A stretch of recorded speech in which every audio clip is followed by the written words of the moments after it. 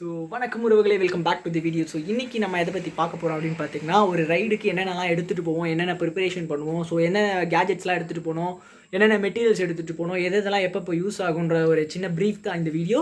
So இந்த video வந்து நீங்கள் ஒரு ரைட் போகிறீங்கன்னா என்னென்ன எடுத்துகிட்டு போனோம் அப்படின்றவங்க உங்களுக்கு தெரியல அப்படின்றவங்க வந்து முக்கியமாக இந்த வீடியோ வந்து ஸ்கிப் பண்ணாமல் பாருங்கள். ஸோ அப்போ வந்து உங்களுக்கு என்னென்ன எடுத்துகிட்டு போகணும், என்னென்ன எடுத்துகிட்டு போகக்கூடாது, எதெல்லாம் எக்ஸ்ட்ரா லக்கேஜாக மாறிடும் அப்படின்னு சொல்லி ரொம்ப க்ளீனாக உங்களுக்கு வந்து இந்த வீடியோவில் சொன்னோம். ஸோ ஒரு சில பேர் வந்து கேட்குறீங்க, ப்ரோ நான் வந்து உங்களோட சேர்ந்து வந்து ரைட் பண்ண முடியுமா அப்படின்னு சொல்லி 100cc. ஸோ நீங்கள் வந்து கண்டிப்பாக பண்ணலாம். ஸோ 100cc வாரியர்ஸ்னு டெலகிராமில் ஒரு குரூப் இருக்குது, போயிட்டு அந்த குரூப்பில் வந்து ஜாயின் பண்ணுங்கள். ஸோ அந்த குரூப்பில் நானும் இருப்பேன், டிகே இருப்பார், ஸோ இன்னும் 2-3 பேர் இருப்போம்.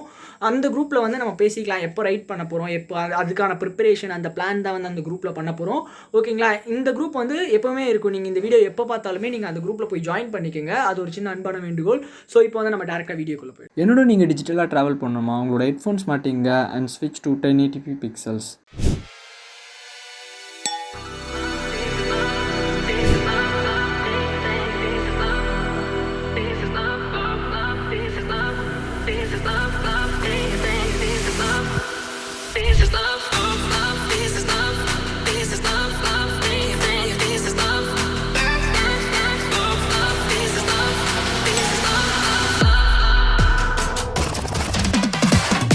ஸோ இந்த மெட்டீரியல்ஸ் தான் வந்து நான் என்னோட ரைடில் வந்து கேரி பண்ணுவேன். அந்த பில்லோ கிடையாது, ஓகேங்களா? இந்த ரெட் பேக்கு, அப்புறம் இந்த பஞ்சி கார்ட்ஸ், இந்த ரோப்பு, ஹெல்மெட்டு, என்னோட rain gears, riding jacket. So இதெல்லாமே நான் வந்து எக்ஸ்பிளைன் பண்ணுறேன் என்னென்னு சொல்லி.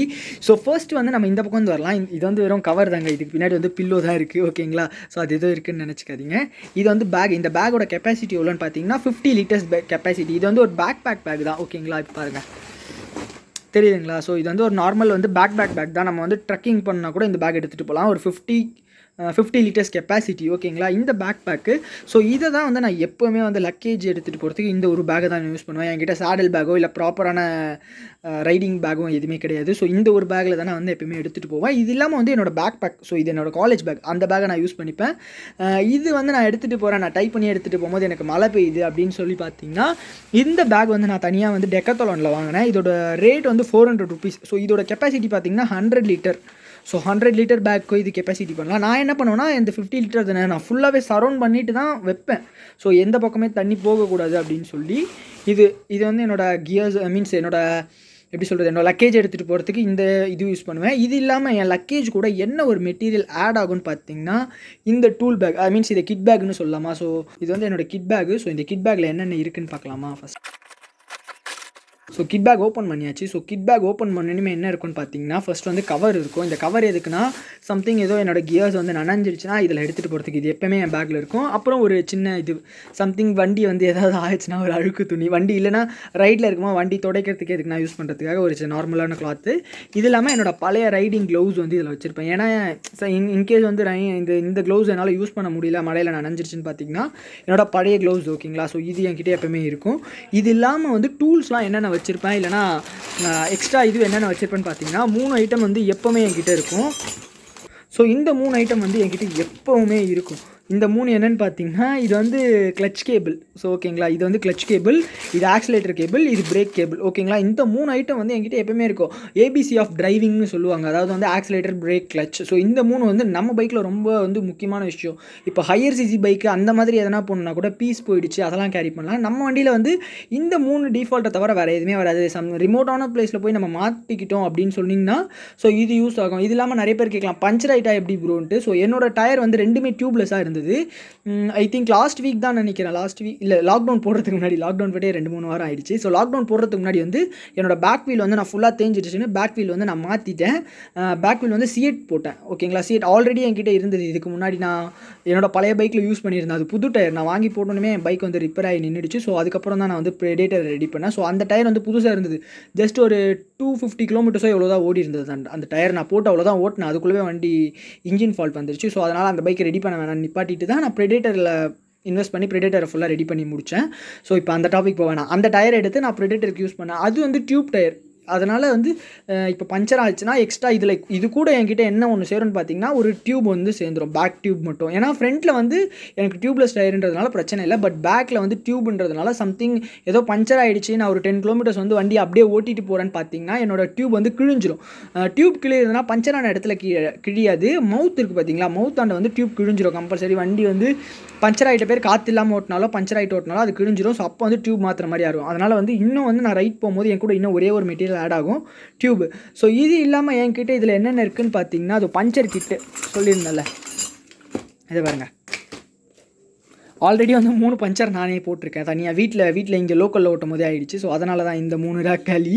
ஸோ இந்த 3 ஜஸ்ட் என்னன்னா ஆல்ரெடி பைக்கில் வந்து கட்டிங் பிளேட் இருக்குமா, ஸோ அந்த இது ஆகிருக்கோ அதை பிடிங்கிட்டு நான் வந்து பஞ்சர் போட்டுட்டு நான் பாட்டு போயிடுவேன். இது வந்து பஞ்சர் கிட், இதுதான் வந்து என்னோடய டூல்ஸ். இது இல்லாமல் வந்து நான் என்னென்ன யூஸ் பண்ணுவேன்னா இதுதான் யூஸ் பண்ணேன். இதில் ஒரு பழைய மொபைல் இருக்குது, அது எதுக்குன்னே தெரியல, அதுவே இருக்குது. அதே மாதிரி என் பைக்கோட ஸ்பேர் கீ வந்து இதில் ஒன்று இருக்கும். வேறு என்னென்னு பார்த்தீங்கன்னா மற்றபடி என்னோடய screw driver, spanners, cutter, tape இதுதான் இருக்கும். ஸோ இந்த பேக் இதை எடுத்துகிட்டு போச்சுட்டோமா. இது இல்லாமல் வந்து வேறு என்ன வேணும் அப்படின்னு பார்த்தீங்கன்னா இது கூட வேறு யாருன்னா வந்து அந்த ஃபுல் ப்ரோ கிட் வச்சுருப்பாங்களா, ஸோ அந்த மாதிரி என்கிட்ட ஒரு சின்னது இருக்குது. இது ரொம்ப பழசு. இது பார்த்தீங்கன்னா இதில் வந்து எல்லாமே இருக்கும். ஸோ இந்த மாதிரி எனக்கு ஸ்க்ரூ ட்ரைவரோட பிரச்சனை வராது மேக்ஸிமம். இது வந்து ரீசெண்டாக தான் எனக்கு கிடச்சிது, என்னோட பழைய ஒரு மெட்டீரியல், பட் எனக்கு தொலைஞ்சு போயிட்டு இருந்தது, இப்போ தான் கிடச்சிது. ஸோ இது வந்து இப்போ புதுசாக ஆட் ஆகிருக்கு, ஓகேங்களா. ஸோ இதுதான் என்னோடய டூல்ஸ். அந்த பட் இதெல்லாம் இல்லாமல் வந்து ரைடிங் கியர், இது பாருங்க, ரைடிங் கியர்ஸ் வந்து ரொம்ப ரொம்ப மஸ்ட்டு. இதுதான் வந்து ஃபர்ஸ்ட் ப்ரிஃபரன்ஸ். ரைடிங் கியர் வந்து எல்லாருக்கிட்டையுமே இருக்கும்.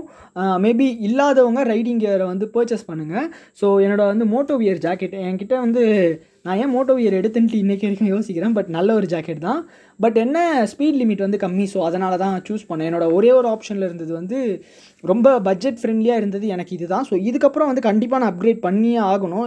ஏன்னா இதுக்கப்புறம் நான் வந்து வேறு பைக்கில் ரைட் பண்ணேன்னா அப்போ அந்த ஸ்பீடுக்கு ஏற்ற மாதிரி செட் ஆகாது. ஸோ உங்கள் பைக்கோட ஸ்பீடை டிசைட் பண்ணி நீங்கள் வந்து ஒரு ரைடிங் ஜாக்கெட் எல்லாத்தையுமே சூஸ் பண்ணுங்கள். ஸோ அதனால தான் வந்து நான் க்ளவுஸ் வாங்கும் போது வந்து நான் ஒரு நல்ல இன்வெஸ்ட்மெண்ட்டாக இருந்தே ஆகணும் அப்படின்னு சொல்லி ரொம்ப கஷ்டப்பட்டு இந்த க்ளவுஸ் வந்து நான் எடுத்தேன்.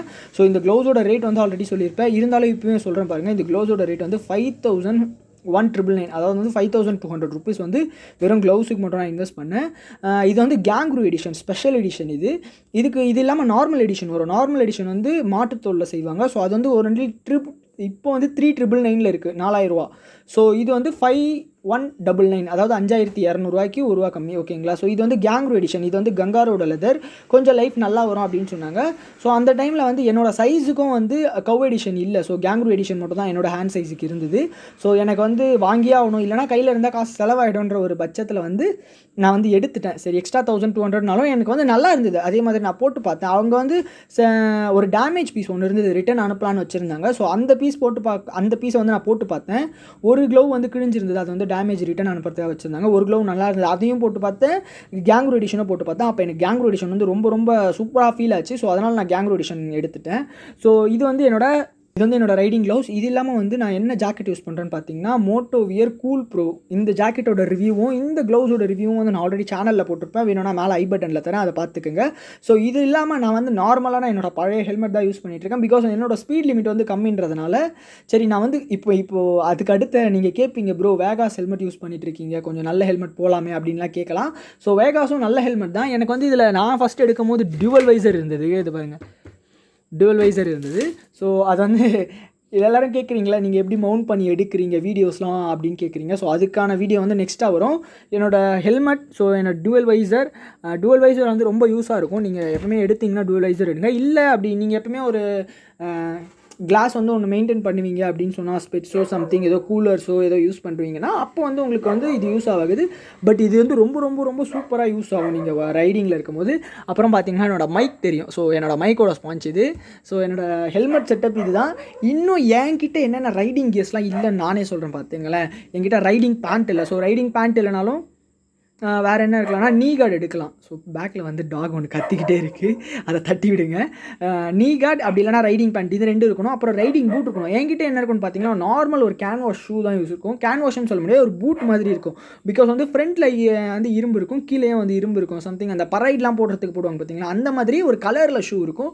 ஸோ அந்த ஷூவை தான் வந்து நான் வந்து ரைடிங்க்கு யூஸ் பண்ணுவேன். ஸோ இதுக்கப்புறம் என்னோடய அப்கிரேட் என்னென்ன இருக்குன்னு பார்த்தீங்கன்னா maybe helmet and riding pant or வந்து நீ கார்டு. இந்த மேபி நீ கார்டு தான். நீ கார்டு போனீங்கன்னா ரைனாக்ஸ் இல்லை ஸ்கைகோ, இந்த 2 பிராண்டில் போவேன். ஸ்கைகோ K11 ஆர் K13 K11 அது சம்திங் ஏதோ ஒரு பேர், ஸ்கைகோ ஆர் ரைனாக்ஸ் போவேன். ஹெல்மெட்டுன்னு பார்த்தீங்கன்னா என்னோட நிறைய ஆப்ஷன் இருக்குது. ஸோ ஹெல்மெட் என்னோட ஆப்ஷன் என்னென்னா ஏஜிவி எடுக்கணுன்னு தான். பட் நம்மளோட பட்ஜெட்டில் ஏஜிவி கிடையவே கிடையாது. 20,000 rupees என்னால் வாய்ப்பே இல்லை, என்னால் அஃபோர்டபுளே கிடையாது எனக்கு. பட் இருந்தாலுமே ஒரு ஆசை இருக்குது. நான் வந்து இங்கே அதை சொல்லிடுறேன். இன் ஃப்யூச்சர் நான் எடுத்தேன்னா அது எப்படி இருக்குன்ட்டுலாம் எனக்கு சத்தியமாக எக்ஸ்ப்ரெஸ் பண்ண தெரியல. ஸோ இதுக்கப்புறம் வந்து நம்ம போகலாம். நான் ரொம்ப நேரமாக கையை காட்டி பேசிகிட்டு இருக்கேன். ஸோ இப்போ நம்ம வந்து ஃப்ளிப் பண்ணுற வீடியோ. ஸோ இதுக்கப்புறம் வந்து என்னோடய ஹெல்மெட் தான் அப்கிரேட் இருக்குன்னு சொல்லியிருந்தேன்ல. ஸோ ஹெல்மெட் ஏஜிவி தான் அப்படியே டார்கெட். ஏன்னா ஏஜிவியோட பிராண்டிங், செகண்ட் விஷயம் சேஃப்டி வைஸ்னா ரொம்ப ரொம்ப ரொம்ப செம்மையாக இருக்கும். எனக்கு வந்து ஸோ ரொம்ப நாள் ஆசை. நான் வந்து ஃபேஷன் பைக்கில் ரைட் பண்ணிகிட்ருக்கேன். ஸோ நிறைய பேர் என்னை பார்க்கும்போது என்னடா இவன் இந்த பைக்கில் ரைட் பண்ணுறான், சீரியஸாகவே இதை வந்து நிறைய பேர் நினைப்பாங்க. எனக்கே ஃபீல் ஆகும். நான் போயிட்டு ஒரு கடை நின்னா என்ன ஒரு மாதிரி பார்ப்பாங்க.